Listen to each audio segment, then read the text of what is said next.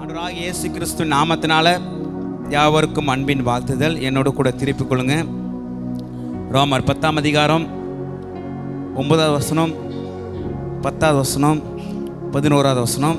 என்னவென்றால் கர்த்தராகிய இயேசுவை நீ உன் வாயினால் அறிக்கையிட்டு, கர்த்தராகிய இயேசு கிறிஸ்துவை உன் வாயினாலே அறிக்கையிட்டு, தேவன் அவரை மரித்தோரிலிருந்து எழுப்பினார் என்று, தேவன் அவரை மரித்தோரிலிருந்து எழுப்பினார் என்று உன் இருதயத்தில் விசுவாசித்தால் ரட்சிக்கப்படுவாய். இருதயத்தில் விசுவாசித்தால் ரட்சிக்கப்படுவாய். நீதி உண்டாக இருதயத்திலே விசுவாசிக்கப்படும். இருதயத்திலே விசுவாசிக்கப்படும். ரட்சிப்புண்டாக வாயினாலே அறிக்கையிடப்படும். வாயினாலே அறிக்கை பண்ணப்படும்.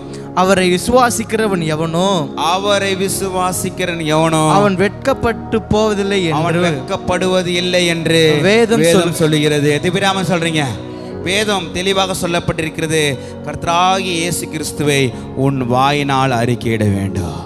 எதிராம சொல்றீங்க, உன் வாயினாலே அறிக்கையிட்டு தேவன் அவரை மரித்தோர்ந்து எழுப்பினார் என்று உன் இருதயத்தில் விசுவாசித்தால் நீ ரட்சிக்கப்படுவாய். வாய் ரொம்ப ரொம்ப முக்கியமானதாக இருக்கிறது. யாரை அறிக்கை பண்ண வேண்டும்? ஆண்டவராகிய இயேசு கிறிஸ்துவை அறிக்கை பண்ண வேண்டும். ஆண்டவர் சொன்ன வாக்கு தத்தங்களை அறிக்கை பண்ண வேண்டும். எத்தனை பேராம சொல்றீங்க? ஆண்டவர் நம்மளுக்கு கொடுத்த வாக்கு தத்தத்தை அறிக்கை பண்ண வேண்டும். வேதம் சொல்கிறது, கர்த்தருடைய வாக்கு தத்தங்கள் ஆம் என்றும் ஆமேன் என்றும் எழுதியிருக்கிறது. எதுவுமே இல்லை என்று சொல்லப்படவில்லை. எல்லாம் நம்ம வாழ்க்கையிலே நிறைவேறுகிறதா இருக்கிறது. அப்போ நம்ம எப்படி ரட்சிக்கப்பட்டிருக்கிறோம், எப்படி நம்ம ஆசீர்வாதங்களை பெற்றுக்கொள்ள வேண்டும் என்றால் வேதம் சொல்கிறது, கர்த்தராகிய இயேசு கிறிஸ்துவை நாம் வாயினால் அறிக்கையிட வேண்டும். சொல்லுங்க, ஆண்டவராகிய இயேசு கிறிஸ்துவை அறிக்கையிடுகிறேன். இயேசு கிறிஸ்து மூலம் வேண்டுதல் செய்கிறேன், நல்ல பிதாவே, ஆமேன். எத்தனை பேர் ஆமென் சொல்றீங்க? இயேசு கிறிஸ்துவை துதிக்காத ஆராதிக்காத அது ஆராதனை கிடையாது. இயேசு கிறிஸ்து நாமத்தை தான் எப்பொழுதும் உயர்த்த வேண்டும். ஒரு பாட்டு இருக்கலாம், இயேசுவின் நாமம் இனிதான நாமம், இணையில்லா நாமம், இன்ப நாமம். இயேசுவின் நாமம் இனிதான நாமம், இணையில்லா நாமம், இன்ப நாமம். அல்லேலூயா. இயேசுவின் நாமம் தான் இனிதான நாமம். நம்ம ஆண்டவராகிய இயேசு கிறிஸ்துவை நம்ம எதெல்லாம் பெற்றுக்கொள்ள வேண்டுமோ அவர் நாமத்தினால நம்ம அறிக்கை செய்து தான் பெற்றுக்கொள்ள முடியும். எத்தனை பேராம சொல்றீங்க? அவர் நாமத்தை சொல்லி சொல்லி தான் என்ன பண்ணணும்? நம்ம அறிக்கை செய்து தான் பெற்றுக்கொள்ள முடியும். அவருடைய நாமத்தை தேவையில்லாத இடத்துல நம்ம என்ன பண்ணக்கூடாது? நாம் பயன்படுத்தக்கூடாது. இந்த வேதம் சொல்லுகிறது, என் நாமம் தரிக்கப்பட்ட என் ஜனங்கள் தங்களை தாழ்த்தி அவனை செபிக்கும் பொழுது தேசத்திற்கு ஆண்ட சேமத்தை உண்டாக்குகிறார். எத்தனை பேராம சொல்றீங்க? அவருடைய நாமம் தரிக்கப்பட்ட ஜனங்களுக்கு ஒரு பெரிய அதிகாரத்தை கர்த்தர் வைத்திருக்கிறார். எத்தனை பேர் ஆமென் சொல்றீங்க? அவர் நம்ம உள்ளத்தில் இருக்கிறதுனால, அவர் நம்ம இருதயத்தில் இருக்கிறதுனால அவருக்குள்ளாக இருக்கிற வல்லமை நமக்குள்ளாக இருந்து செயல்படுகிறதா இருக்கிறது. வேதம் சொல்லுகிறது, உன்னோடு கூட இருந்து நான் செய்கிற காரியம் பயங்கரமாக இருக்கும். இயேசு கிறிஸ்து நமக்குள்ளாக தான் இருக்கிறாரு. அவர் நம்ம அறிக்கை செய்து அவரை துதிச்சு அவரை ஆராதிச்சு அவரை உயர்த்தும் பொழுது நம்ம வாழ்க்கை வாழ்வாதாரம் உயர்த்துகிறதா இருக்கிறது. நம்ம சங்கீதத்தில் படித்தோம், கர்த்தரை நான் எக்காலத்தில் ஸ்தோத்திரிப்பேன், அவர் துதி எப்பொழுது என் வாயில இருக்கும். எத்தனை பேர் ஆமென் சொல்றீங்க? அப்போ அவர் மரித்தோரிலிருந்து நம்ம எழுப்பினார் என்று நம்மளுடைய இருதயத்தில் விசுவாசித்தால் ரட்சிக்கப்படுவோம், ஆசீர்வாதத்தை பெற்றுக்கொள்வோம். அப்போ இருதயமும் நம்ம வாயும் ஒன்றோடு ஒன்று இணைந்துதான் இருக்கிறது. எத்தனை பேர் ஆமென் சொல்றீங்க? ஆமென். வாயும் இருதயம் நம் வாயினால் அறிக்கையிட்டு நம் காதுனாலே கேட்டு இருதயத்தை நிரப்பி இருதய நிறைவினால் வாய் பேசும் பொழுதுதான் அங்கே ஆசீர்வாதம் உண்டாகிறது. எத்தனை பேர் ஆமென் சொல்றீங்க? அப்போ எந்த அளவுக்கு நம்ம ஆண்டவரை உயர்த்துகிறோமோ, எந்த அளவுக்கு ஆண்டவரை நம்ம ஆராதிக்கிறோமோ அந்த அளவுக்கு நம்ம வாழ்க்கை வாழ்வாதாரம் உயர்த்துகிறதா இருக்கிறது. எத்தனை பேர் ஆமென் சொல்றீங்க? ஆண்டவராகிய இயேசு கிறிஸ்துவின் வாயினால் அறிக்கை பண்ண வேண்டும், அவரை துதிக்கப்பட வேண்டும், அவரை உயர்த்தப்பட வேண்டும். எத்தனை பேர் ஆமென் சொல்றீங்க? அதுதான் சொல்கிறது, மரித்தோர்ந்து எழுப்பினார் என்று உன் இருதயத்தில் விசுவாசித்தால் நீ ரட்சிக்கப்படுவாய். நீதி உண்டாக இருதயத்தில் விசுவாசிக்கப்படும், ரட்சிப்பு உண்டாக வாயினால அறிக்கை பண்ண வேண்டும். எத்தனை பேர் ஆமென் சொல்றீங்க? பக்கல் சொல்லுங்க, கர்த்தராகிய இயேசு கிறிஸ்துவை, சத்தமா தூங்குறோம் சொல்லுங்க, கர்த்தராகிய இயேசு கிறிஸ்துவை உன் வாயினாலே அறிக்கையிட்டு தேவன் அவரை மரித்தோரிலிருந்து எழுப்பினார் என்று உன் இருதயத்தில் விசுவாசித்தால் ரட்சிக்கப்படுவாய். நீதி உண்டாக இருதயத்தில் விசுவாசிக்கப்படும். ரட்சிப்பு உண்டாக வாயினால் அறிக்கை பண்ணப்பட வேண்டும். எத்தனை பேர் ஆமென் சொல்றீங்க? அப்ப இருதயத்தில் விசுவாசிக்கிறோம், விசுவாசிக்கல எப்படி நம்மளுக்கு தெரியும் சொல்லுங்க? இருதயத்தில் விசுவாசிக்கிறோமா, விசுவாசிக்க எப்படி தெரியும்னா நம்ம வாயின் வார்த்தையை நம்மளுக்கு தெரியும். எத்தனை பேர் ஆமென் சொல்றீங்க? நம்ம வாயின் வார்த்தையில நம்ம என்ன சொல்லுகிறோமோ அதுதான் இருதயம் விசுவாசிக்கிறது. வேதம் சொல்லுகிறது நம்மளுடைய இருதயம் நல்ல நிலமா இருக்கிறது. நல்ல இருதயம் நல்ல பொக்கிஷாலிருந்து நல்லவைகளை எடுத்து காட்டுகிறது. அப்போ நம்மளுடைய இருதயம் நல்ல நிலமா இருக்கிறது. கர்த்தருடைய வார்த்தை அது விதையாக இருக்கிறது. எது போட்டாலும் என்ன பண்ணும்? அது விளையதாக இருக்கிறது. ஆண்டவராகிய இயேசு கிறிஸ்து அவர் தான் எனக்கு சொந்த இரட்சகர். என் கல்வார் சிலுவையில் அவர் எனக்காக கைகள் கால்கள் மாடி அடிக்கப்பட்டார், முள்முடி சுடப்பட்டார், எனக்காக ரத்தம் சிந்தினார் என்று என் இருதயத்தில் நான் எப்படி விசுவாசிக்கிறேன்னா அதை நான் அறிக்கை பண்ண போகிறேன். என் நிமித்தமாக, என்னுடைய பாடுகள் நிமித்தமாக அவர் எனக்காக அடிக்கப்பட்டிருக்கிறார், எனக்காக அவர் நொறுக்கப்பட்டிருக்கிறார். என்னுடைய சாபத்தை, என்னுடைய அக்கிரமத்தை எல்லாம் அவர் சுமந்து தீர்த்து விட்டார் என்று நான் விசுவாசிக்கிறேன், நான் அறிக்கை பண்ணுகிறேன். என்னுடைய ஆசீர்வாதம், என்னுடைய சாபத்தெல்லாம் அவர் ஏற்றுக்கொண்டு அவருடைய ஆசீர்வாதத்தெல்லாம் எனக்கு கொடுத்திருக்கிறார். அது நான் என் வாயினால் அறிக்கை செய்து நான் இருதயத்தில் விசுவாசிக்கிறேன். எத்தனை பேர் ஆமென் சொல்றீங்க? என்னுடைய அக்கிரமத்தெல்லாம் அவர் சுமந்து கொண்டு அவருடைய ஆசீர்வாதத்தை எனக்கு கொடுத்திருக்கிறார். என்னுடைய சாபத்தெல்லாம் அவர் ஏற்றுக்கொண்டு அவருடைய ஆசீர்வாதத்தை கொடுத்திருக்கிறார். என்னுடைய தரித்திரத்தில் அவர் ஏற்றுக்கொண்டு அவருடைய ஐஸ்வர்யத்தை எனக்கு கர்த்தர் கொடுத்திருக்கிறார். அதை நான் என்ன பண்ணுறேன்? நான் வாயினால் அறிக்கை செய்து நான் விசுவாசித்து கொள்கிறேன். அப்போ நீதி உண்டாக இருதயத்தில் விசுவாசிக்கப்படும், ரட்சிப்பு உண்டாக வாயினால் அறிக்கப்பட வேண்டும். அப்போ இந்த ரெண்டு ப்ராசஸும் ஒழுங்காக இருந்துச்சுன்னா அங்கே விசுவாசம் வரும். அவரை விசுவாசிக்கிறன் எவனோ அவன் வெட்கப்படுவதே இல்லை. எத்தனை பேர் ஆமென் சொல்றீங்க? நம்ம இருதயத்தில் எந்த அளவுக்கு அவரை நம்ம துதிக்கிறோமோ, நம்ம அறிக்கை பண்ணிக்கிறோமோ, அந்த அளவுக்கு நம்ம இருதயம் நிரம்பும். எந்த அளவுக்கு இருதயம் நிரம்புகிறதோ அந்த அளவுக்கு ஆண்டவர் நம்ம வெட்கப்படவே விட மாட்டாரு, வெட்கப்படவே விட மாட்டார். எத்தனை பேர் ஆமென் சொல்றீங்க? நம்மளை உயர்த்துகிற தேவனாகவே இருக்கிறார். இந்த இடத்துல ரொம்ப ஒரு முக்கியமான இடத்துல தான் ஒரு மோசையை கோட்டை விட்டாரு. என்னாகும் 17ஆம் அதிகாரத்தில் 6ஆம் வசனம் நீங்கள் படித்து பார்த்தீங்கன்னா அங்கே ஆண்டவர் அடிக்க சொல்வார் கண்மலையை பார்த்து. என்னாகும் 20ஆம் அதிகாரம் 8ஆம் வசனத்தில் ஆண்டவர் பேச சொல்லுவார். ஆண்டவர் என்ன சொல்றாரோ அப்படி நம்ம கீழ்ப்படிய வேண்டும். பகல் சொல்லுங்க, ஆண்டவர் என்ன சொல்றாரோ, ஆண்டவர் என்ன சொல்றாரு, இது எப்படி ஆகும், இது எப்படி நடக்கும் அப்படிலாம் கேட்கக்கூடாது. ஆண்டவர் சொன்னார்னா அப்படி கீழ்ப்படிய வேண்டும். அவ்வளோ பெரிய ஊழிக்காரர் மோசே, அவர் எங்கே போக முடியல? பாலும் தேனும் ஒரு தேசத்துக்கு போக முடியல. முதல் தடவை தண்ணீர் இல்லாத போது ஆண்டவர் கண்மலையை அடிக்க சொல்றாரு. அங்கே தண்ணீர் புறப்பட்டு வருகிறது. அப்புறம் இன்னொரு இடத்துல அதே தண்ணீர் பிரச்சனை வருது, ஜனங்கள்லாம் முறுமுறுக்கிறாங்க. ஆண்டவர் கண்மலையை பார்த்து பேச சொல்றாரு. இவர் கண்மலையை அடிச்சிடுறாரு. அதெல்லாம் எங்கே போக முடியல? அவர் பாலும் தேன ஓர தேசத்துக்கு போக முடியல. அன்பான தேவனுடைய பிள்ளைகளே, அவ்வளோ பெரிய ஊழியக்காரருக்கே ஆமென், அவருக்கு அந்த ஒரு சின்ன ஒரு தவறு பண்ணதுனால அந்த பாலும் தேன ஓர தேசத்துக்கு போக முடியல. ஆண்டவர் வார்த்தைக்கு அப்படியே கீழ்ப்படிய வேண்டும். எங்கே அடிக்க சொல்றாரோ அந்த இடத்துல அடிக்க வேண்டும். எந்த இடத்துல அறிக்கை பண்ண சொல்றாரோ அந்த இடத்துல அறிக்கை பண்ண வேண்டும். கண்மலையை என்பது ஆண்டவராகிய இயேசு கிறிஸ்து ஒரு தடவை தான் அடிக்கப்பட வேண்டும், மற்ற தடவை அறிக்கை பண்ணப்பட வேண்டும். இயேசு கிறிஸ்து நாமத்தினால் தான் எல்லா ஆசீர்வாதங்களை பெற்றுக்கொள்வேன் என்று நாம் அறிக்கை பண்ண வேண்டும். எத்திபிராமன் சொல்றீங்க, மீண்டுமாக நாம் சிலுவையில் ஆண்டவர் அடிக்கக்கூடாது, அவரை அறிக்கை பண்ண வேண்டும், அவரை துதிக்கப்பட வேண்டும், அவரை நாம் உயர்த்தப்பட வேண்டும். எத்திபிராமன் சொல்றீங்க, எந்த அளவுக்கு நம்ம உயர்த்துகிறோமோ அந்த அளவுக்கு நம்ம வாழ்க்கையில விசுவாசம் பெருக்கெடுத்து ஓடுகிறது. எந்த அளவுக்கு விசுவாசம் அதிகமாக இருக்கிறதோ அந்த அளவுக்கு நம்ம வெட்கப்பட்டு போவதே இல்லை. அல்லேலூயா. அந்த அளவுக்கு நான் வெட்கப்பட்டு போவதே இல்லை. அப்ப அவரை விசுவாசிக்கிறவர்கள் நம்ம அறிக்கை பண்ண வேண்டும். அவரையும் அவர் வாக்குத்தத்தை அறிக்கை பண்ண வேண்டும். நாம் என்ன அறிக்கை பண்றோம்? என்னால் முடியாது, என்னால் இயலாது, அந்த வியாதி அவங்களுக்கு வந்துருச்சா, மண்டை போட்டாங்களா, எனக்கு வந்து கிடையாது. ஆண்டவர் என்னுடைய ஜீவன் அவர் கையில் இருக்கிறது. எந்த ஒரு வியாதி என்னுடைய ஜீவனை மேற்கொள்வது இல்லை. ஆமென். சொல்றீங்க, என் பிள்ளைகள் அந்த பிள்ளைகளோடு கூடி கெட்டு போவாங்களே, என் பிள்ளைகள் கர்த்தரால் போதிக்கப்பட்டிருப்பார்கள். எத்தனை பேர் ஆமென் சொல்றீங்க? என் பிள்ளைகள் தவறி போவது இல்லை, கர்த்தருடைய கரத்தில் நான் ஒப்பு கொடுக்கிறேன். ஏற்ற வேலையில அவர் உயர்த்தும்படிக்கு அவர் கரங்களுக்குள் நான் அடங்கியிருப்பேன். அல்லேலூயா. அப்ப எந்த அளவுக்கு நீங்க விசுவாசிக்கிறீங்களோ, எந்த அளவுக்கு நீங்க சொல்றீங்களோ, எந்த அளவுக்கு இந்த வாயை நம்ம பயன்படுத்துறோமோ அந்த அளவுக்கு நம்ம உயர்த்தப்படும். ஒரு கத்தி இருக்குதுன்னா அது நல்லதுக்கு பயன்படுத்தலாம், நல்லதுக்கு என்ன பண்ணலாம், காய்கறி கட் பண்ணலாம், அப்புறம் எல்லாம் நன்மையான காரியங்களை கட் பண்ணலாம். கத்தி ரொம்ப முக்கியம். அது தவறான பாதையில் என்ன பண்றாங்க, கத்தி யூஸ் பண்றாங்க. வாய் அப்படிதான், ஒரு கத்தி போல இருக்கிறது. அது நல்லதுக்கு யூஸ் பண்ணலாம், கெட்டதுக்கும் யூஸ் பண்ணலாம். அப்ப எந்த அளவுக்கு நம்ம நல்லதுக்கு நம்ம ஆண்டவர் துதிக்கிறோமோ அந்த அளவுக்கு நம்ம வாழ்க்கை நல்லதா இருக்கும், நம்ம குடும்பம் நல்லதா இருக்கும், நம்ம பிள்ளைகள் நல்லதா இருக்கும். எத்தனை பேர் ஆமென் சொல்றீங்க? அதனால்தான் உன் வாயினாலே அறிக்கையிட்டு தேவன் மரித்தோர்ந்து எழுப்பினார் என்று உன் இருதயத்தில் விசுவாசித்தால் நீ வெட்கப்பட்டு போவதில்லை, நீ அவமானப்பட்டு போவதில்லை. அல்லேலூயா.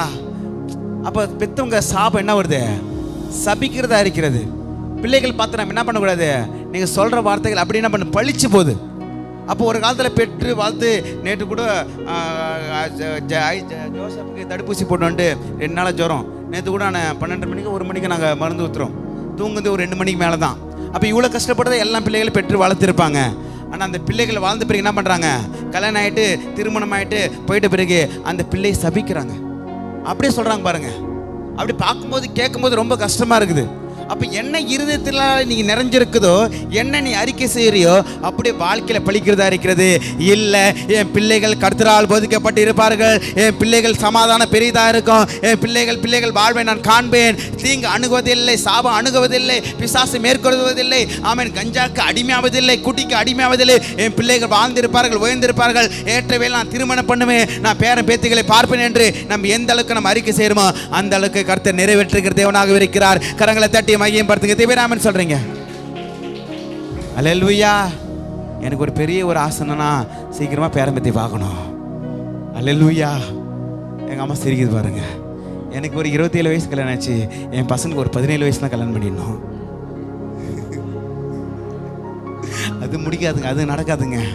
ஒரு நாட்டில் இருக்குதுங்க பாருங்க, 15 வயசு பையனுக்கு 15 வயசா. நானே எஸ்தர் பார்த்த ஒரு யூடியூபில் தான், பொண்ணுக்கு 13 வயசுல கல்யாணம் பண்ணிடுறாங்களாம்.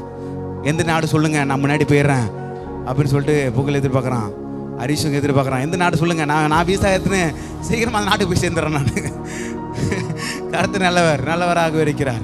அப்போ எனக்கு ஒரு பெரிய ஆசைனா சீக்கிரமாக பேரம்பேத்தியெல்லாம் பார்க்கணும், சீக்கிரமாக முடி நரைக்கணும், ஒரு 70-80 வயசு ஆகணும், கண்ணை மூடி பரலோகத்தில் கண்ணை திறக்கணும்.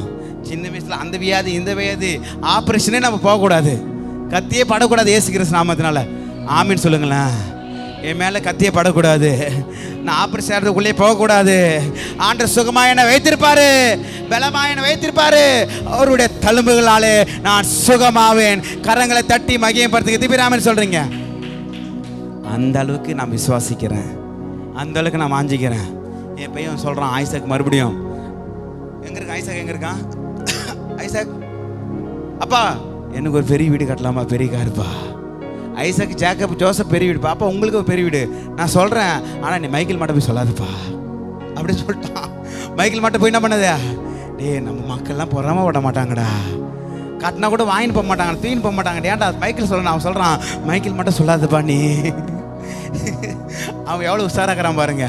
அப்போ என் பிள்ளைகள், இப்போ உங்கள் பிள்ளைகளுக்கு இப்போ என்ன பண்ணுங்க, அதை உற்சாகப்படுத்துங்க. நீ நல்லா படிக்கணும்பா, நீ நல்லா பெரிய ஆளாக வரணும்பா. அம்மாக்கா படுற கஷ்டத்தை நீ என்ன பண்ணக்கூடாது, கஷ்டப்படக்கூடாதுப்பா. நான் மீன் கூடு தூக்கி, நான் மீன் விற்று கடலுக்கு போய் வலைக்கு போயிட்டு என்னை சொகுசா என்னை ஏற்றின்னு வாப்பா. அந்த அளவுக்கு நீ ஆசீர்வாதமாக இருப்பா. எத்திபிராமன் சொல்கிறீங்க. பிள்ளைகளுக்கு இப்போ உற்சாகப்படுத்துங்க. இப்போயே நீங்கள் என்ன பண்ணுங்க, இந்த விசுவாச வார்த்தைகள் சொல்லி கொடுங்க. ஆண்டவர் நம்ம கூட இருக்கிறார், அவரால் கூடாத காரியம் ஒன்றுமில்லை, அவர் எனக்குள்ளாக இருந்து என்னால் செய்யக்கூடாத காரியம் ஒன்றுமில்லை. நான் அறிக்கை பண்ணுறேன், அதை அப்படியே கர்த்தர் நிறைவேற்றுவார். அந்த வாயை நல்லதுக்கு யூஸ் பண்ணலாம், கெட்டதுக்கு யூஸ் பண்ணலாம். பாருங்க எப்படி எப்படிலாம் யூஸ் பண்ணியிருக்கான்னு சொல்லிட்டு வேதம் சொல்லிக்கிறது. நீங்கள் ரோமர் 2ஆம் அதிகாரத்தில், சார் ரோமர் 3ஆம் அதிகாரத்தில் நீங்கள் படித்து பார்த்தீங்கன்னா, ஆமென், படிச்சுட்டு வாங்க. நீங்கள் 10ஆம் வசனம் படித்து பார்த்தீங்கன்னா, அந்தபடியே நீதிமான் ஒருவனாகிலும் இல்லை, உணர்வுள்ளவன் இல்லை, தேவனை தேடுகிறவன் இல்லை. எல்லாரும் வழி தப்பி ஏகமாய் கெட்டு போனார்கள். நன்மை செய்கிற இல்லை, ஒருவனாகிலும் இல்லை. அவர்கள் தொண்டை திறக்கப்பட்ட பிரேத குழி, தங்கள் நாவுகளால் வஞ்சகம் செய்கிறார்கள். அவர்களுடைய உதடுகள் கீழ் பாம்பின் விஷம் இருக்கிறது. உதடுகள் கீழ் என்ன இருக்குதுங்க? பாம்பின் விஷம் இருக்குது. பாருங்க, நான் இதுல பார்த்து பாருங்க, நெட்ல புலி தான் நினைக்கிறேன். அந்த புலி நாக்கு ஒரு வாட்டி நக்கிட்டால பயங்கரமா ரத்தம் வந்துடுமா. அந்த நாக்கு கீழே சின்ன சின்ன முள் அப்படி இருக்குது கீழே. அது பூனை கூட அப்படித்தான் இருக்குமா, நாக்கு கீழே இருக்குமா. அது இறையை சாப்பிட்றதுக்காக வேதம் சொல்லுகிறது. ஆமென். அவர்கள் வாய் எப்படி இருக்கிறதா? விஷப்பாம்பு போல இருக்கிறதா. அவர்கள் தொண்டை திறக்கப்பட்ட பிரேத குழி, தங்கள் நாவுகளால் வஞ்சகம் செய்கிறார்கள். அவர்களுடைய உதடுகள் கீழே பாம்பின் விஷம் இருக்கிறது. பாம்பின் விஷம் இருக்கிறது, வஞ்சகம் இருக்கிறது. எந்த குடும்பம் எப்படி பண்ணலாம், எப்படி பேசலாம், எப்படி அழிஞ்சு போடலாம், எப்படி புறங்கூறலாம் என்று நாவு சுற்றி திரிந்து கொண்டிருக்கிறது. மற்றவர்களை குறித்து அவதூறு பேசுகிற விஷயம் நிறைந்த பாம்புகளாக இருக்கக்கூடாது. கர்த்தரை துதிக்கிற நாவுகளாக இருக்க வேண்டும். கர்த்தருடைய வாக்குத்தத்தங்களை அறிக்கை செய்கிற நாவுகளாக இருக்க வேண்டும். கர்த்தருடைய சித்தத்தை நிறைவேற்ற நாவுகளாக இருக்கும் பொழுதுதான் நம்ம வாழ்க்கை வாழ்வாதாரம் கர்த்தர் உயர்த்துகிற தேவனாக இருக்கிறார். என்ன நான் ஒருத்தங்க இருதயத்தில் என்ன இருக்குன்னு ஈஸியாக நீ தெரிஞ்சுக்கலாம். கர்த்தா கவனிங்க. ஒருத்தர் இருதயத்தில் என்ன இருக்கிறது? கசப்பு இருக்குதா, வெறுப்பு இருக்கிறதா, பகைமை இருக்கிறதா, பொறாமை இருக்கிறதா, வஞ்சகம் இருக்கிறதா, எப்படி தெரிஞ்சுக்கலாம் சொல்லிட்டு ஒரு சின்ன ஒரு ஐடியா சொல்கிறேன் பாருங்க. அவங்க பேசும்பொழுதே ஒருத்தர் சொல்கிறாரு, ஒரு ஊழிக்காரர் தான் அவருக்கு வந்து சூனியம் வச்சுட்டாங்க. சூனியம் வச்சுட்டு சூனியனால ரொம்ப பாதிக்கப்பட்டார், ரொம்ப பலவீனப்பட்டார். அவர் என்ன சொல்கிறாருன்னா, தாய்லாந்தில் இந்த சூனியம் வைக்கிறாங்க, சிங்கப்பூரில் அந்த சூனியம் வைக்கிறாங்க, துபாயில் இந்த சூனியம் வச்சிடறாங்க, இந்த சூனியத்தை பற்றி பேசுகிறாங்க. அப்போ அவருக்குள்ளாக என்ன இருக்குது அதான் வெளியே வருது. அப்போ நமக்குள்ளாக ஒருத்தருக்குள்ளாக என்ன இருக்குன்னு சொல்லிட்டு அவங்க பேசுறதை நீங்கள் கண்டுபிடிச்சலாம். மற்றவங்களை பற்றி குறம் கூறுறாங்கன்னா, உங்ககிட்ட வந்து சொல்கிறாங்கன்னா, உங்களை பற்றி மற்றவங்கிட்ட புறம் கூறுவாங்க. நாவில் விஷ வச்சிருக்காங்க. வேதம் சொல்லுகிறது. ஆமென். நாம் கர்த்தரை துதிக்கிற நாவினால, ஒரே நாவினால நாம் கர்த்தரையும் துதிக்கிறோம், மற்றவர்களை சபிக்க கூடாது. அன்பு தேவனுடைய பிள்ளைகளே, அதனால தான் வேதம் சொல்கிறது, கர்த்தராகிய இயேசு கிறிஸ்துவை உன் வாயினால் அறிக்கை செய்கிற இந்த நாவினால பாம்பின் விஷம் போல விஷத்தன்மை நம் நாக்கு கீழே இருக்கக்கூடாது. மற்றவங்களை பற்றி நம்ம தவறுகளாக பேசக்கூடாது, மற்றவங்களை பற்றி புறங்கூறக்கூடாது, மற்றவங்களை பற்றி நம்ம வீட்டில் தான் சாமான் கழுவணும், வாயில கழுவக்கூடாது. வேதம் சொல்லுகிறது, அவர்கள் தொண்டை திறக்கப்பட்ட பிரேத குழி, தங்கள் நாவுகளால் வஞ்சகம் செய்கிறார்கள். அவர்களுடைய உதடுகள் கீழ் பாம்பின் விஷம் இருக்கிறது. அவர்கள் வாய் சபிப்பினாலும் கசப்பினாலும் நிறைந்திருக்கிறது. நம்ம வாய் எதனால் நிறைந்திருக்கிறது பாருங்க. அவர்களுடைய வாய் சபிப்பினால எதுக்கெல்லாம் சபிக்கிறது. பிள்ளைகளை பார்த்து சபிக்கிறது, கணவன் பார்த்து சபிக்கிறது, மனைவி பார்த்து சபிக்கிறது, பக்கத்து வீட்டை பார்த்து சபிக்கிறது, அக்கத்து வீட்டை பார்த்து சபிக்கிறது. நீ வாரின்னு போ, நீ மண்ணா போ, நீ பாடையில போ. இந்த சகிப்புத்தன்மையெல்லாம் நம்ம வாயில வரவே கூடாது. ஆண்டவர் உங்களோடு கூட பேசி கொண்டிருக்கிறார், யாரோடு கூட இடைப்பட்டு கொண்டிருக்கிறார். அதிகமான இந்த வார்த்தையை நீங்கள் பேசிக்கிறது, அந்த ஆண்டவர் உங்களோடு கூட இடைப்பட்டு கொண்டிருக்கிறார். நீங்கள் மனம் திரும்ப வேண்டும். எது பேராம சொல்றீங்க? அவருடைய வாய் எப்படி இருக்கிறதா? சபிப்பினாலையும் கசப்பினால் நிறைந்திருக்கிறது. அன்பு தேவனுடைய பிள்ளைகளே, ஆண்டவர் நம்மளோடு கூட பேசிக்கொண்டிருக்கிறார். யாருடைய வாயோ கசப்பினாலையும் சபிப்பினாலும் நிறைந்திருக்கிறது என்று ஆண்டவர் உங்களோடு கூட பேசிக்கொண்டிருக்கிறார். உங்கள் பிள்ளைகளை பார்த்து தயவு செஞ்சு சபிக்காதீங்க. உங்கள் கணவரை பார்த்து தயவு செஞ்சு சபிக்காதீங்க. அவங்க சொந்த பந்தங்களை பார்த்து சபிக்காதீங்க. நீ வாரின்னு போ, நடந்துன்னு போ, உட்கார்ந்துன்னு போ, மண்ணா போ என்று நீ சபிக்காத. ஒரு நாள் அது அப்படி நிறைவேறிடும். எனக்கு தெரிஞ்சு ஒருத்தங்க சொல்லியே அவங்க பிள்ளைகள் எல்லாம் நம்ம கடந்து போய்விட்டார்கள். அன்பு தேவனுடைய பிள்ளைகளே, கர்த்தராகிய இயேசு கிறிஸ்து வாயினால் அறிக்கை செய்கிற தேவனுடைய பிள்ளைகளே, நீங்கள் ஆண்டவராகிய இயேசு கிறிஸ்துவையும் அவர் வாக்குத்தத்தத்தையும் அறிக்கை செய்கிற தேவனுடைய பிள்ளைகளே, கசப்பு உங்கள் வாயில அறிக்கை பண்ணக்கூடாது, சபிப்பு உங்கள் வாழ்க்கையில அறிக்கை பண்ணக்கூடாது. அப்படி செஞ்சீங்கன்னா உங்கள் நாக்கு முழுவதும் விஷமாக இருக்கிறது, அது கசப்பாக இருக்கிறது, மற்றவங்களை கொள்ளுகிறதா இருக்கிறது, மற்ற குடும்பங்களை அழிக்கிறதா இருக்கிறது. அவதூறு நீங்கள் பேசக்கூடாது. எத்தனை பேர் அவன் சொல்றீங்க? ஒரு பாடத்தை நான் கற்றுக்கொண்டேன். ஒருத்தர் பற்றி நம்ம பேசணும்னா நம்மளை பற்றி பல பேர் பேசுகிறாங்க. ஒரு சிலர்லாம் பார்த்தீங்கன்னா ஒரு குடும்பத்தில் ஏதோ காரியம் நடக்குதுன்னா, ஒரு பெண்கள் பற்றியோ ஒரு பொண்ணை பற்றி நடக்குதுன்னா அப்படியே தூக்கின்னு சுற்றுவாங்க. ஆனால் இவங்களை பற்றி பல பேர், இவங்க குடும்பத்தை பற்றி பல பேர் பேசிக்கிறதே நான் கண்ணால் பார்த்திருக்கிறேன். ஆண்டவர் உங்களோடு கூட பேசி கொண்டிருக்கிற தேவனுடைய பிள்ளைகளே, யாருன்னா அப்படி இருந்தால் நீங்கள் மனம் திரும்ப வேண்டும். உண்மையான ஆசீர்வாதங்களை, உண்மையான தெய்வீக கிருபை நீங்கள் பெற்றுக்கொள்ள வேண்டும் என்றால் இந்த காரியங்களை விட்டு நீங்கள் மனம் திரும்ப வேண்டும். மற்றவங்களை பற்றி, மற்ற குடும்பங்களை பற்றியும், மற்றவங்களுடைய பொருளாதாரத்தை பற்றியும், மற்றவங்களுடைய ஆசீர்வாதங்களை பற்றியும் நீங்கள் என்ன பண்ணக்கூடாது? நீங்கள் பொறாமப்படவே கூடாது. கர்த்தராலே நான் ஆசீர்வதிக்கப்பட்டவன், என்னுடைய ஆசீர்வாதத்தை யாராலையும் பிடுங்க முடியாது, அழிக்க முடியாது. வானத்தையும் பூமியை படைத்த கர்த்தராலே நான் ஆசீர்வதிக்கப்பட்டவன். எல்லாரும் கரங்களை உயர்த்தி சொல்லுங்க. வானத்தையும் சொல்லுங்க, வானத்தையும் பூமியும் படைத்த கர்த்தராலே ஆசீர்வதிக்கப்பட்டவன். யார் மேல நான் பொறாமப்பட தேவையில்ல. என் நாவு யார் மேலே கசப்பா இருக்காது, சபிக்காது. கரங்களை தட்டி மகியம் பார்த்துங்க. திபிராம சொல்றீங்க, நீங்க நாவினாலே அறிக்கை செஞ்சீங்கன்னா நீதி உண்டாகும் என்று. நீதி உண்டாக இருதயத்தில் விசுவாசிக்கப்படும், ரட்சிப்பு உண்டாக வாயினால அறிக்கை பண்ண வேண்டும். அப்போ நம்ம எந்த அளவுக்கு நம்ம அறிக்கை பண்ணிக்கிறோமோ அந்த அளவுக்கு தான் நம்ம வாழ்க்கையும் வாழ்வாதாரம் இருக்கும். நீங்கள் யாக்கோபு 3ஆம் அதிகாரத்தை நீங்கள் எடுத்தீங்கன்னா அங்கே வாயை குறித்து, நாவை குறித்து அழகாக சொல்லப்பட்டு இருக்கிறது.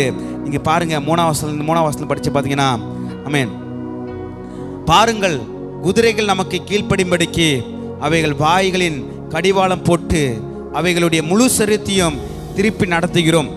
கப்பல்களையும் பாருங்கள், அவைகள் மகா பெரியவர்களாக இருந்தாலும் கடுங்காற்றுகளால் அடிபட்டாலும் யோசிக்கும் இடம் எதுவோ அவ்விடத்திற்கு நேராக மிகவும் சிறிதான சுக்கானாலே திருப்பப்படும். அப்படியே நாவானதும் சிறிய அவயமாயிருந்தும் பெருமையானவைகளையும் பேசும். பாருங்கள், சிறிய நெருப்பு எவ்வளவு பெரிய காட்டை கொளுத்து விடுகிறது. நாவும் நெருப்பு தான், அது அநீதி நிறைந்த உலகம். நம்முடைய அவயங்களில் நாவானது முழு சரீரத்தையும் கரைப்படுத்தி ஆயுள் சக்கரத்தை கொளுத்தி விடுகிறதாயும் நரக அக்னினாலே கொளுத்தப்படுகிறதாகவும் இருக்கிறது. சகலவிதமான மிருகங்கள், பறவைகள், ஊரும் பிராணிகள், நீர்வாழும் ஜந்துக்கள் ஆகிய இவைகளின் சுபாவம் மனுஷ சுபாவத்தால் அடக்கப்பட்டதும் உண்டு. நாவை அடக்க ஒரு மனுஷனாலும் கூடாது. அது அடங்காத பொல்லாங்கும் உள்ளதும் சாவுக்கு ஏதுவான விஷம் நிறைந்ததாக இருக்கிறது. சாவுக்கு ஏதுவான விஷம் நிறைந்ததாக இருக்கிறது. அதனால் நாம் நம் பிதாவாகிய தேவனை துதிக்கிறோம். தேவனுடைய சாயல்படி உண்டாக்கப்பட்ட மனுஷனை அதனாலே சபிக்கிறோம். இதே நாமனாலே கர்த்தர் துதிக்கிறோம், மற்றவங்களை நாம் சபிக்கிறோம். அன்பு தேவனுடைய பிள்ளைகளே, கர்த்தருடைய பிள்ளை என்று துதித்து கர்த்தரை துதிக்கிற தேவனுடைய பிள்ளைகளே, ஞானஸ்நானம் பெற்று சபைக்குள்ளாக உட்கார்ந்து கொண்டிருக்கிற பிள்ளைகளே, ஒரே நாவினாலே நாம் கர்த்தரை துதிக்கிறோம். அதே நாவலாலே தேவனுடைய சாயலாக படைக்கப்பட்டவர்களே சபிக்க கூடாது என்று வேதம் சொல்லுகிறது. நாவும் ஒரு காட்டுத்தீ போல சீக்கிரமாக வேகமாக பரவுகிறது. புறம் கூறி திரிக்கிறவர்களுக்கு ஐயோ என்று வேதம் சொல்லுகிறது. கர்த்தராகிய இயேசு கிறிஸ்து தான் என் வாயினால் அறிக்கை பண்ண போகிறேன், மற்ற காரியத்தை நான் அறிக்கை பண்ண மாட்டேன். என்னுடைய ஆசீர்வாதங்கள் நிறைந்திருக்கிறது.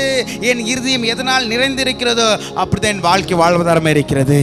என் மகனே கவனி, என் மகனே கவனி, என் வசனத்துக்கு செவியே சாய், உன் இருதயத்தை எல்லா காவலோடு காத்துக்கொள், அவைகளிலிருந்து ஜீவ ஊற்று புறப்படும் என்று வேதம் சொல்கிறது. உன் நாவை அடக்க ஒரு நாளும் கூடாது. உங்க நாவு ரொம்ப ரொம்ப முக்கியமானதாக இருக்கிறது. எதிராமல் சொல்கிறீங்க, ஒரு நிமிட கரங்களை உயர்த்தி உங்கள் நாவனால் அறிக்கை செய்யுங்க. உங்கள் வாழ்க்கை எப்படி இருக்க வேண்டும் என்று அறிக்கை செய்யுங்க. உங்கள் பிள்ளைகள் எப்படி இருக்க வேண்டும் என்று அறிக்கை செய்யுங்க. உங்கள் கணவர் எப்படி இருக்க வேண்டும் என்று அறிக்கை செய்யுங்க. ஒரு நிமிடம் அறிக்கை செய்யுங்க, சும்மா இருக்காதீங்க. என் பிள்ளை எப்படி இருக்கணும் ஆண்டவர், என் பிள்ளைகள் நல்லா படிக்கணும் ஆண்டவர், எந்த ஒரு போதை வஸ்துக்கள் அடிமைப்படக்கூடாது ஆண்டவர், நல்ல ஒரு திருமணம் பண்ண ஆண்டவர், என் குடும்பம் கயிறு பிரயாசம் ஆசீர்வாதத்துக்கு பண்ண ஆண்டவர், என் கணவர் குடிக்கக்கூடாது ஆண்டவர், என்னப்பா என் குடும்பம் சாட்சியாக இருக்கணும் ஆண்டவர், நானும் என் வீட்டாரம் கர்த்தரையே சேவிப்போம். நாங்கள் ஊழி செய்ய ஆண்டவரே, நாங்கள் என் கால்கள் தடுவாதுவதில்லை, நாங்கள் வெட்கப்பட்டு போவதில்லை. இயேசு கிறிஸ்துவின் நாமத்தினால நாங்கள் அறிக்கை பண்ணிக்கிறோம் ஆண்டவரே. விசுவாசத்தேன், ஆகையால் நான் பேசுகிறேன். கரங்களை தட்டி மையப்படுத்துங்க. விசுவாசத்தேன், ஆகையால் பேசுகிறேன். அவிசுவாசத்தால் நான் பேசக்கூடாது. எது விசுவாசிக்கிறோமோ அது பேச வேண்டும். நம்மளோட ஆயுள் சக்கரத்தையே அது முடக்கி போடுகிறதா. ஆயுள் சக்கரத்தை என்ன பண்ணுதான், முடக்கி போடுகிறது என்று வேதம் தெளிவாக சொல்லப்பட்டிருக்கிறது. அப்படியே நாவானது சிறிய அவயமாக இருந்தோம் பெருமையானவர்களை பேசும். ஒரு சிலர் பார்த்தீங்கன்னா எடுத்தங்கொத்தம் பெருமை. நான் எப்படி தெரியுமா, என் குடும்பம் எப்படி தெரியுமா, என் பிள்ளைகள் எப்படி தெரியுமா, நாங்கள் எப்படி வாழ்ந்தோம் தெரியுமா? இருக்கட்டுங்க. மேன்மை பாராட்டுகிறவன் கர்த்தரை குறித்தே மேன்மை பாராட்ட வேண்டும். நாம் சுவாசமாக இருப்பதே அவருடைய கிருபையாக இருக்கிறது. பெருமை பாராட்டுவதற்கு ஒன்றுமே கிடையாது. என்னால் தான், நான் தான், முடிஞ்சது போச்சு வந்தது எதுவுமே கிடையாது. நம்ம விட்டு வெளியில் போயிட்டு வீட்டுக்கு வருவது அவருடைய கிருபையாக இருக்கிறது. ஒவ்வொரு நாள் மூச்சு விடுவது அவர் கிருபையாக இருக்கிறது. நாவானது பெருமையானது பேசக்கூடாது. கர்த்தரை நான் எக்காலத்தில் ஸ்தோத்திரிக்கிறோம். அவர் துதி எப்பொழுது என் நாவில் இருக்க வேண்டும். பெருமானதை பேசக்கூடாது, வறுமையானது பேசக்கூடாது. எனக்கு எவ்வளோதம்மா கஷ்டம், எனக்கு இருக்கிற மட்டும் கடன் உங்களுக்கு இருந்துச்சு, அவ்வளோதான். எனக்கு இருக்கிற பிபி சுகர் உங்களுக்கு இருந்துச்சு, அவ்வளோதான். அதுவும் ஒரு பெருமை தான். எது வீராமன் சொல்கிறீங்க? அல்லேலூயா. எனக்கு இருந்தது இல்லை, எல்லாம் அவருடைய கிருபையாக இருக்கிறது, எல்லாம் அவருடைய தயவாக இருக்கிறது, எல்லாம் அவருடைய இரக்கமாக இருக்கிறது. என்னை பலப்படுத்துகிற கிறிஸ்துனாலே எல்லாவற்றையும் செய்ய எனக்கு பலன் உண்டு. நாவும் நெருப்பு தான், அது அணிந்து நிறைந்த உலகம். நம்முடைய அவயங்களாலே நாவானது முழு சரீரத்தையும் கரைப்படுத்தி ஆயில் சக்கரத்தையும் கொளுத்தி விடுகிறதா இருக்கிறது. நம்ம ஆயில் சக்கரமே கொளுத்தி விடுகிறதா இருக்கிறது. ஏன் நான் இங்கே இருக்கிறேன், ஏன் இந்த உலகத்தில் வாழ்கிறேன், என் குடும்பத்தில் இருக்கிறேன், என் கஷ்டம் இப்படி இருக்கிறது, கஷ்டம் இப்படி போயிடுமா அப்படி போயிடுமா என்று வாயினால் நீங்கள் புலம்பாதீங்க. நீங்கள் பிள்ளைகள் வாழ்வை காண்பீங்க. உங்களாலே ஆண்டவருடைய சித்தத்தை கர்த்தர் நிறைவேற்றி முடிப்பாராக. ஆண்டவர் மீறி நம்மளுடைய ஜீவன் போவதில்லை. எத்தனை பேர் ஆமென் சொல்றீங்க? அப்போ இதே நாவலால் தான் நான் கர்த்தரை துதிக்கிறோம். அதே நாவலால் மற்றவங்களை சபிக்க கூடாது, தெளிவாக சொல்லப்பட்டிருக்கிறது. அதனால் நாம் பிதாவாகிய தேவனை துதிக்கிறோம். தேவனுடைய சாயலின்படி உண்டாக்கப்பட்ட மனுஷனை அதனாலே சபிக்கிறோம். தயவு செஞ்சு சபிக்காதீங்க. தயவு செஞ்சு நீங்கள் புறங்கூறாதீங்க. ஆண்டவர் உங்களை பார்த்து கொண்டிருக்கிறார். எங்கே 2 பேர் நான் பேசி கொண்டு இருக்கிறோமோ ஆண்டவர் அவர் உன்னித்து பார்த்து கொண்டிருக்கிறார் என்ற வேதம் சொல்லுகிறது. எது பேராம சொல்கிறீங்க? யாரும் இல்லைங்க, யாரும் பார்க்கலைங்க, ஒவ்வொரு நாள் கர்த்தர் பார்த்து கொண்டிருக்கிறார். ஒரு உண்மையை சொல்லட்டுங்களா? உங்களுக்கும் எனக்கும் தேவ தூதர் நம்ம சாயலே நமக்கு அருகிலே நம்மளை உலாவி கொண்டிருக்கிறார்கள். நாங்கள் உயிர் தெளிந்து வளர்ந்த பிறகு அந்த அம்மா ஓடி சொல்லுவாங்க, பேதுரு சொல்லுவார், இல்லை இயேசு என்னுடைய தூதன் போல இருக்கிறது. அப்போ ஒவ்வொருத்துக்கும் ஒரு தூதர் இருக்காங்க பாருங்க. கண்ணுக்கு தெரியாமல் உங்களை ஒரு பாதுகாக்கிறார். உங்கள் பாதம் கல்லிடாதபடிக்கு அவர்கள் ஏந்தி கொண்டு போவார்கள், தாங்கி கொண்டு போவார்கள். நீங்கள் பேசிக்கிறதையும் வார்த்தைகளையும் அவர் ஏந்தி கொண்டு தாங்கி கொண்டு பரலோகத்துக்கு போவார்கள். இதே நாவனாலே கர்த்தர் துதிக்கிறோம். இதே நாவனாலே தேவனுடைய சாயலில் இருக்கிறவர்கள் நம்ம சபிக்கிறோம். இதே வார்த்தைகளை சுமந்து கொண்டு போவார்கள். யாரும் இல்லைங்க, யாரும் போலைங்க, பார்க்கலைங்க, ஒவ்வொரு நாள் கர்த்தர் உங்களை பார்த்து கொண்டிருக்கிறார். வேதம் சொல்லுகிறது, கர்த்தருடைய கண்கள் நீதிமான்கள் மேல் நோக்கமாயிருக்கிறது. நம்ம எந்த இடத்துல போனாலும் அவர் இருக்கிறார். நான் தாழ்வில் போனாலும் இருக்கிறார், நான் பள்ளத்தில் போனாலும் இருக்கிறார், நான் மேட்டில் போனாலும் இருக்கிறார், நான் கடலின் ஆழத்தில் போனாலும் இருக்கிறார். எங்கே போனாலும் அவர் என் கூட தானே இருக்கிறார். என்னுடைய சத்தத்தை அவர் கேட்டுக்கொண்டிருக்கிறார், பார்த்து கொண்டிருக்கிறார். கர்த்தராகிய இயேசு கிறிஸ்து நான் ஒவ்வொரு நாளும் நான் அறிக்கை பண்ணுவேன். அவருடைய பிள்ளையாக தான் வாழ்ந்து காட்டுவேன். என் வாயின் வார்த்தையே அது சாட்சியாக இருக்க வேண்டும். எல்லாரும் ஒரு நிமிடம் ஆண்டு சமூகத்தில் எழுந்து நின்று, ஆண்டவரே ஆண்டவரே தேவாயை நாங்கள் சபிக்க கூடாது. ஆண்டவரே எங்கள் நாக்கு கீழே விஷம் இருக்கக்கூடாது, பாம்பின் விஷம் இருக்கக்கூடாது. ஆண்டவரே ஆண்டவரே நாங்கள் ஒரே வாயினால் துதிக்கிறோம், அதே வாயினால் சபிக்க கூடாது. ஆண்டவரே யாரோ ஒருத்தர் உங்களோட கூட பேசி கொண்டிருக்கிற அன்பு தேவனுடைய பிள்ளைகளே, உண்மையான உங்களோடு இடைப்பட்டு கொண்டிருக்கிறார். நீ மனம் திரும்பு. ஏன் இந்த பிள்ளையை பெற்றேன், சின்ன வயசுலேயே போயிருக்கலாமே, இதனால் எனக்கு பெரிய அவமானம் இருக்கிறது என்று நீ நிறைய வாட்டி புலம்பின்னு இருக்கிற, நிறைய வாட்டி நீ கண்ணீர் வடிச்சுன்னு இருக்கிற. நீ புலம்பாத, உன் கண்ணீர்களெல்லாம் துடைக்கிற தேவன் இருக்கிறார். அல்லேலூயா. கர்த்தராகிய இயேசு கிறிஸ்துவின் வாயினால் அறிக்கையிட்டு அவரை அறிக்கை பண்ணுகிற வாழ்க்கையில் வாயில மற்றவங்களை சபிக்கவே கூடாது. ஆமென். நாம் அப்படி சபிச்சா ஆண்டோடைய நம்ம ஜபத்துக்கு எப்படி பதில் வரும்? ஆண்டவராகிய இயேசு கிறிஸ்துவின் வாயினால் அறிக்கையிட்டு தேவன் அவர் மரித்தோர் என்று எழுப்பினார் என்றால் உன் இருதயத்தில் விசுவாசித்தால் ரட்சிக்கப்படுவாய். ஆமென். நீதி உண்டாக இருதயத்தில் விசுவாசிக்கப்படும், ரட்சிப்பு உண்டாக வாயினால் அறிக்கை பண்ணப்பட வேண்டும். ஆமென். அவரை விசுவாசிக்கிற எவனும் அவன் கெட்டு போவதில்லை. ஆமென். அவ்வளவு பெரிய மோசைங்க, அவர் அறிக்கை பண்ணாம அவர் அடிச்சிடுறாரு. பாலந்தீர் ஓரதேசத்தில் போகல. அறிக்கை பண்ணது ரொம்ப முக்கியங்க. நம்ம எதை அறிக்கை பண்றோமோ அதுதான் நம்ம வாழ்க்கை. நீங்க எதை அறிக்கை பண்றீங்களோ அதுதான் உங்க குடும்பம். ஆமென். அதுதான் உங்க வாழ்க்கை, அதுதான் உங்க பிள்ளைகள், அதுதான் கணவன் மனைவி வாழ்க்கை. ஆமென். எதை அறிக்கை பண்றீங்க? அல்லேலூயா. நாவும் நெருப்பு தான், அதில் கசப்பு இருக்கக்கூடாது, கொளுத்தி போட்டுரும், குடும்பத்தை அழிச்சு போட்டுரும். ஆமென். பிள்ளைங்களை சபிக்காதீங்க. ஆண்டவங்களோடு கூட பேசி கொண்டிருக்கிறா. நீ எதுக்கு பிறந்த, எதுக்கு வளர்ற, உன்னால எனக்கு சாபக்கேடா இருக்கிறது, நீ பிறக்காம இருந்திருக்கலாமே என்று நிறைய பெற்றோர்கள் நீ புலம்பி கொண்டு வந்திருக்கீங்க. உன்னோடு கூட தான், உங்களோடு கூட தான் பேசி கொண்டு இருக்கிறாரு. புலம்பாதீங்க. ஆண்டவருக்காக, உங்கள் பிள்ளைகளுக்காக ஜெபம் பண்ணுங்க, உத்தரவாதம் பண்ணுங்க. ஆமென். நீங்க எதை அறிக்கை பண்றீங்களோ அதுதான் உங்க வாழ்க்கையாக மாறும். ஆமென். ஆண்டவராகிய இயேசு கிறிஸ்து அறிக்கை பண்ணுங்க, அவர் வாக்குத்தத்தத்தை அறிக்கை பண்ணுங்க, கர்த்தரை துதிங்க. ஆமென். கர்த்தரை துதிக்கிற அதே வாயினால, தேவனை துதிக்கிற அதே வாயினால தேவ சாயல இருக்கிற உங்க பிள்ளைகளை, மனுஷர்களை சபிக்காதீங்க. ஆமென். உங்க நாவல கசப்பு இருக்கக்கூடாது. ஒரு நிமிடம் ஆண்டு சமூகத்தில் கரங்களை உயர்த்தி, ஆண்டவரே, ஆண்டவரே, உமக்கு பிரியமில்லாத காரியங்கள் நாவல இருக்கக்கூடாது ஆண்டவரே. ஆமென் அப்பா. பாம்பின் விஷம் இருக்கக்கூடாது ஆண்டவரே. ஆமென். மற்றவரை கொல்லுகிற விஷம் இருக்கக்கூடாது ஆண்டவரே. ஹல்லேலூயா. மற்ற குடும்பங்கள் அழிக்க நினைக்கிற விஷயம் இருக்கக்கூடாது ஆண்டவரே. இருக்கக்கூடாது. மற்ற குடும்ப நாசம் போயிடும், மற்ற வருமானம் நாசம் போயிடும் என்று நான் நினைக்காத, சொல்லாத. ஆமென். உனக்கு குறித்ததை யாராலுமே பறிக்க முடியாது. ஆமென். வானத்தையும் பூமியை படைத்த கர்த்தரால் நீ ஆசீர்வதிக்கப்பட்டவர்கள். ஆமென். உங்கள் ஆசீர்வாதத்தை யாரும் பிடுங்க முடியாது, யாரும் அழிக்க முடியாது. ஆமென். நீங்க தைரியமா இருக்கலாம். மத்தவங்க மேல நீங்க பொறாமைப்பட தேவையில்ல. ஹல்லேலூயா. நீங்க பெருமைப்பட தேவையில்ல. ஆமென். நீங்க கஷ்டப்பட தேவையில்ல. ஆமென்.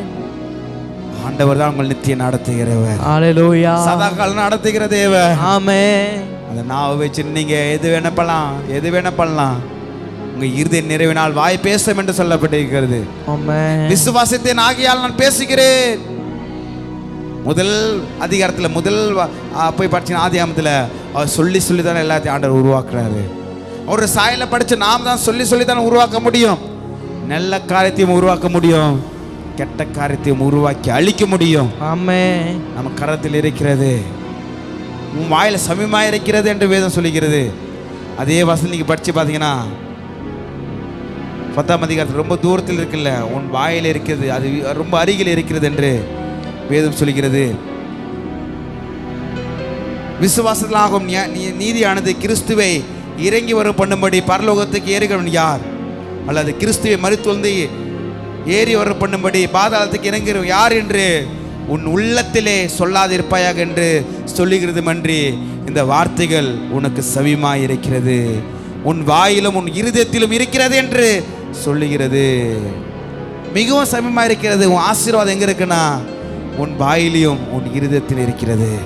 முதல்ல வாயில என்ன இருக்கிறதோ அது உன் இருதயத்தில் இருக்கும். மிகவும் சமயமாக இருக்கிறது. அழகா சொல்லி பாருங்க, இந்த வார்த்தைகள் உனக்கு சமயமாக இருக்கிறது, உன் வாயிலும் உன் இருதயத்திலும் இருக்கிறது என்று சொல்கிறது. இந்த வார்த்தை நாங்கள் பிரசங்கிக்கிற விசுவாச வார்த்தையே என்னவென்றால், கர்த்தராகிய இயேசு கிறிஸ்து உன் வாயினால் அறிக்கையிட்டு தேவன் அவர் மரித்து எழுப்பினார் என்று உன் இருதயத்தில் விசுவாசத்தால் நீ ரட்சிக்கப்படுவாய். ஆமென். மிகவும் சமயமாக இருக்கிறது. அன்பு தேவனுடைய பிள்ளைகளே, இஸ்ரேல் ஜனங்கள் வனாந்தர வழியாக வரும்பொழுது பரீட்சை பார்த்தார்கள். எப்படி பரீட்சை பார்த்தார்கள் தெரியுமா? வாயினால அறிக்கையிட்டு பரீட்சை பார்த்தார்கள். நான் ஏன் வந்தேன், நான் எதுக்கு வந்தேன், நான் எகிப்திலே சாப்பிட்ட அண்டியிலே பாத்திரத்தை அடையில் நாங்கள் திருப்தியாக சாப்பிடுவோம். மோசைக்கும் தேவனுக்கும் விரோதமாக அவர் முறுமுறுத்தார்கள், வாயில முறுமுறுத்தார்கள். கொள்ளி வாய் சர்ப்பம் வந்து எல்லாரும் கடிச்சு போட்டு விட்டது என்று வேதம் சொல்லுகிறது. நிறைய பேர் அழிந்து போய்விட்டார்கள் என்று வேதம் சொல்லுகிறது. அன்பு தேவனுடைய பிள்ளைகளே, நாம் எதை அறிக்கை பண்ணுகிறோம் என்று ரொம்ப அவசியம். அது மிகவும் சமீபமாக இருக்கிறது, உன் வாயில் தான் இருக்கிறது. உன் வாழ்க்கை எப்படி இருக்கிறது என்று உன் வாயில் இருக்கிறது. ஆமென். மிகவும் சமீபமாக இருக்கிறது, உன் இருதயத்தில் இருக்கிறது.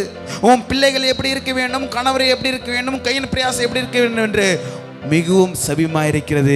எங்க இருக்கு? நான் உன் இருதயத்திலும் வாயில் இருக்கிறது. ஆமென். கர்த்தரை நான் எக்காலத்தில் ஸ்தோத்திரிப்பேன், அவர் துதி எப்பொழுது என் வாயில் இருக்கும். கர்த்தரை எனக்கு நன்மை செய்தபடினாலே நான் கர்த்தரை துதிப்பேன், கர்த்தரை பாடுவேன், கர்த்தர் நாமத்தை உயர்த்துவேன். கர்த்தரை துதிக்க என் வாயினாலே தேவ சாயல் இருக்கிற மனுஷன் நான் ஒருபோது சபிக்க மாட்டேன். கசப்பு என் நாக்கில் இருப்பதில்லை, பாம்பின் விஷம் என் பாம்பில வாயில இருப்பதில்லை. கர்த்தரை துதிக்கிற துதி தான் வாயில் இருக்கும். ஆமென். கர்த்தரை நான் எக்காலத்தில் ஸ்தோத்திரிப்பேன், அவர் துதி எப்பொழுதும் எந்த நேரமும் என் வாயில இருந்து கொண்டே இருக்கும். கர்த்தரை துதிப்பேன், கர்த்தரை ஆராதிப்பேன், அவர் நாமத்தை உயர்த்துவேன், அவர் சுவிசேஷத்தை அறிவிப்பேன். ஆமென். உங்க பிள்ளைகளை நீங்க சபிக்க கூடாதம்மா, உங்க பிள்ளைகளை சபிக்க கூடாது. ஆண்டு உங்களோடு கூட பேசிக் கொண்டிருக்கிறார், உங்களோடு கூட தான் இடைப்பட்டு கொண்டிருக்கிறார். நிச்சயமாக உங்க குடும்ப சூழ்நிலைகள் மாறும், நிச்சயமாக உங்க பிள்ளைகள் சூழ்நிலைகள் மாறும். நிச்சயமாக உங்க பிள்ளைகள் நிமித்தமாக உங்க தலை நிமிர செய்வாராக. ஆமென். சாட்சா கர்த்தர் வைப்பாராக. ஆமென். நீங்க தலை குனிய விடுவதில்லை. கர்த்தராக இயேசு கிறிஸ்து விசுவாசிக்கிறவர்கள் அவர் வெட்கப்பட்டு கெட்டு போன சரித்திரமே இல்லை என்று வேதம் சொல்லிக்கிறது. எந்த அளவுக்கு விடாதீங்க. உங்க குடும்ப சூழ்நிலை இப்படி இருக்கிறத விடாதீங்க. ஆண் சமூகத்தில் போயிட்டு கேளுங்க, வாயினால் அறிக்கையிடுங்க. அப்படியே உங்க வாழ்க்கை வாழ்வாதாரமாக கர்த்தர் மாற்றுகிற தேவனுக்கு எப்பொழுது நீங்க நன்றி சொல்லி துதிக்கலாக இருக்க வேண்டும். அன்பு தகப்பனே துதிக்கிறோமாப்பா. எங்களோட கூட பேசின வார்த்தைகளுக்காக ஸ்தோத்திரம் ஆண்டவரே. எங்க நாவல துதி இருக்க வேண்டும் ஆண்டவரே. மற்றவங்களை புறங்குறுகிற, மற்றவங்களை அழிக்கிற அப்பா எங்க வாயின் எங்க இருதயம் அதில் நிறைந்திருக்கூடாது ஆண்டவரே. கசப்பினால் நிறைந்திருக்கூடாது ஆண்டவரே. சலிப்பினால் நிறைந்திருக்கூடாது ஆண்டவரே. ஐயா ஸ்தோத்திரமாப்பா. எந்த ஒரு அவதூறமான வார்த்தைகள் நிறைந்திருக்க கூடாது ஆண்டவரே. உம்மை துதிக்கிற துதினால் நிறைந்திருக்கும்படியாக செபிக்கிற ஆண்டவரே. வந்திருக்கிற ஒவ்வொரு மனதார மனப்பூர்வமாக ஆசீர்வதிக்கிறோம். என் மக்களை நீங்கள் பாதுகாப்பாக நடத்தும்படியாக செபிக்கிறோம். போகலை வருகளை பாதுகாத்துக் கொள்ளும்படியாக செபிக்கிறோம். கையின் பிரயாசங்கள் இன்னும் ஆசீர்வதிக்கும்படியாக செபிக்கிறோம். காலேஜுக்கு போகிற, ஸ்கூலுக்கு போகிற, வேலைக்கு போகிற, ஒவ்வொரு கடைக்கு போகிற, கடலுக்கு போகிற ஒவ்வொருவரையும் நீங்கள்